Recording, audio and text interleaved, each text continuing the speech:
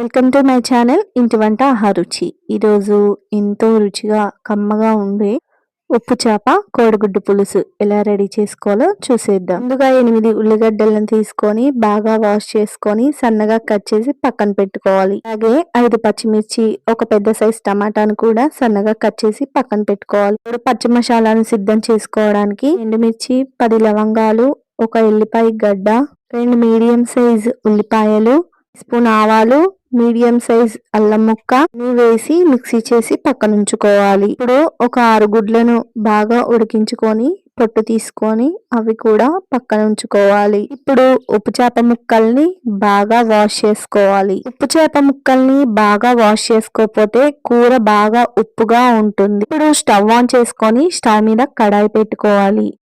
ఒక cup oil వేసి stove ని మీడియం ఫ్లేమ్ లో పెట్టుకొని బాగా వాష్ చేసుకున్న ఉప్పు చేప ముక్కల్ని లో ఫ్లేమ్ లో పెట్టుకొని ఫ్రై చేసుకోవాలి. బాగా రెడ్ గా వచ్చేంత వరకు ఫ్రై చేయాలి. ఉప్పు చేప ముక్కలు ఫ్రై అవ్వకపోతే నీచు వాసన వస్తాయి. మంచి గోల్డెన్ బ్రౌన్ కలర్ వచ్చేంత వరకు ఫ్రై చేసుకుంటూనే ఉండాలి. ఇప్పుడు ఫ్రై అయిన వాటన్నిటిని తీసుకొని ఒక పక్కన పెట్టుకోవాలి. ఇప్పుడు అదే ఆయిల్లో 1/2 టీ స్పూన్ పసుపు వేసుకొని ముందుగా ఉడకపెట్టి పక్కన ఉంచుకున్న గుడ్లను కూడా ఒక్కొక్కటిగా వేసి ఫ్రై చేసుకోవాలి. గుడ్లు ఫ్రై చేసుకొని కర్రీలో వేస్తే కర్రీకి మంచి టేస్ట్ వస్తుంది. గుడ్లు గోల్డెన్ బ్రౌన్ కలర్ వచ్చిన తర్వాత తీసి పక్కన ఉంచుకోవాలి. ఇప్పుడు అదే ఆయిల్లో కట్ చేసి పెట్టుకున్న ఉల్లిపాయలు, పచ్చిమిర్చి అన్నిటినీ వేసి మంచిగా ఫ్రై చేసుకోవాలి. దాంట్లో ఒక 1/2 టీ స్పూన్ జీలకర్ర వేసి ఒక 2-3 నిమిషాలు తిప్పుకున్న తర్వాత మూత పెట్టి 5 నిమిషాలు మగ్గించుకోవాలి. మగ్గించుకున్న తర్వాత మూత తీసి మళ్ళీ ఒకసారి తిప్పుకోవాలి. అలా ఒక 10 సెకండ్లు తిప్పుకున్న తర్వాత 1/2 స్పూన్ పసుపు వేసుకొని మళ్ళీ ఒక 2 నిమిషాలు తిప్పుకున్న తర్వాత ముందుగా దంచి పెట్టుకున్న ఆ పేస్ట్ ని కూడా వేసి 5 సెకండ్ల పాటు అలానే తిప్పుకోవాలి. ఇలా కర్రీ అంతా అడుగంటకుండా తిప్పుతూనే ఉండాలి. మంచి గ్రేవీ లాగా దగ్గర పడుతుంది. ఈ టైంలో టేస్ట్ కి సరిపడా సాల్ట్ వేసుకొని ఒకసారి తిప్పుకోవాలి. ఒక 2 సెకండ్ల పాటు తిప్పుకున్న తర్వాత మూత పెట్టి ఒక 10 నిమిషాలు మగ్గించుకోవాలి. ఇప్పుడు ముందుగా కట్ చేసి పెట్టుకున్న పెద్ద సైజ్ టమాటాను కూడా ముక్కలుగా కట్ చేసుకొని వేసుకోవాలి.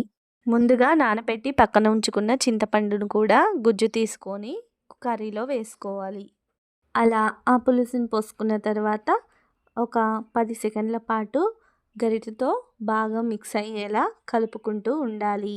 ఇప్పుడు కర్రీ అంతా బాగా కలిసిన తర్వాత సన్నగా కట్ చేసి పెట్టుకున్న కొత్తిమీరను కూడా బాగా వాష్ చేసుకొని కర్రీలో వేసేసుకోవాలి. ఇప్పుడు కర్రీ బాగా ఉడికే సమయంలో ముందుగా ఫ్రై చేసి పెట్టుకున్న గుడ్లను కూడా వేయాలి. కర్రీలో గుడ్లు ఉడికేటప్పుడే వేస్తే చాలా రుచిగా ఉంటుంది. ఇప్పుడు ఎండు చేప ముక్కలను కూడా వేసుకొని ఒక 2 స్పూన్లు మసాలా వేసుకొని ఒక 5 నిమిషాల పాటు బాగా మగ్గించుకోవాలి.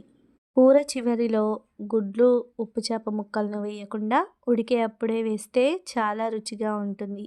ముక్కకి పులుసు బాగా పట్టి పుల్లదనం వస్తుంది. అందుకే చాలా టేస్టీగా ఉంటుంది కర్రీ. అంతే అండి. గుడ్లు, ఉప్పు చేప ముక్కలు వేసిన తర్వాత ఒక 10 సెకండ్లు గ్యాస్ మీద ఉంచుకొని స్టవ్ ఆఫ్ చేసేసుకోవడమే. ఎంతో గుమగుమలాడే కోడిగుడ్డు ఉప్పు చేప పులుసు రెడీ. తింటే మాత్రం ఈ టేస్ట్ని వదిలిపెట్టరు.